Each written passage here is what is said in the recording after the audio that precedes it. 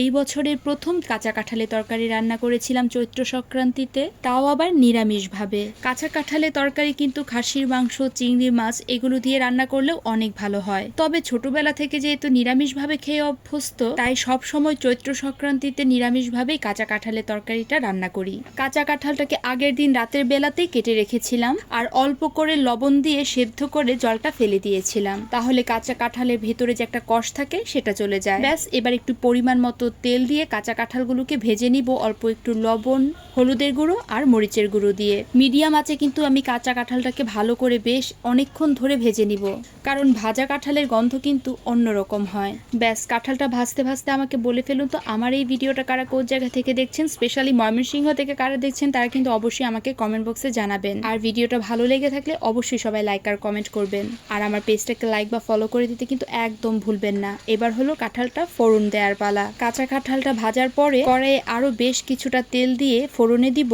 দারচিনি, এলাচি, গোলমরিচ, লং, শুকনো মরিচ, তেজপাতা আর গোটা জিরা, আর বড় বড় করে সেদ্ধ করে রাখা আলু দিয়ে দিলাম। আলুগুলো ভাজার সময় অল্প একটু লবণ দিয়ে দিলাম। আলুটা সুন্দর করে ভাজা হয়ে গেলে এতে রোজকার যে মশলা হয় সেইগুলো দিয়ে দিব। হলুদের গুঁড়ো, মরিচের গুঁড়ো, জিরার গুঁড়ো আর ধনিয়ার গুঁড়ো, সেই সাথে পরিমাণ মতো কিন্তু চিনি দিয়ে দিয়েছি। যেহেতু এটা নিরামিষ রান্না তাই একটু মিষ্টি মিষ্টি খেতেই কিন্তু ভালো লাগে। আর মশলাটা কষানোর জন্য একটু গরম জল দিয়ে দিলাম। এবার মশলাটা ভালো করে কষানো হতে থাক। এই ফাঁকে আমি একটা টমেটো আর অল্প একটু দারচিনি, এলাচি ব্লেন্ড করে এই মশলার মধ্যেই দিয়ে দিব।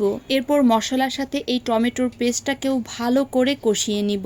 এই যে মশলার উপরে তেল চলে এসেছে মানেই মশলাটা ভালো করে কষানো হয়ে গিয়েছে। নিরামিষ রান্নায় ভালো করে মশলাটা কষানো হলেই কিন্তু রান্নার স্বাদ আরো দ্বিগুণ হয়ে যায়। এইবার ভেজে রাখা কাঁঠালগুলো এই আলুগুলোর সাথে আর মশলার সাথে দিয়ে ভালো করে অনেকক্ষণ ধরে ভাজা ভাজা করব, তাহলে মশলার ফ্লেভারটাও কাঁঠালের ভেতরে খুব সুন্দর করে ঢুকে যাবে। আচ্ছা, রান্না করতে করতে একটা কথা শেয়ার করি, আমি কিন্তু এখানে কাউকে রান্না শেখাচ্ছি না। আমি কেমন ভাবে রান্না করেছি সেটাই তোমাদের সাথে শেয়ার করছি। তোমাদের যদি ভালো লেগে থাকে তাহলে অবশ্যই তোমরা একবার ট্রাই করে দেখতে পারো, তা না হলে শুধু ভিডিওটাই দেখো, এই আর কি।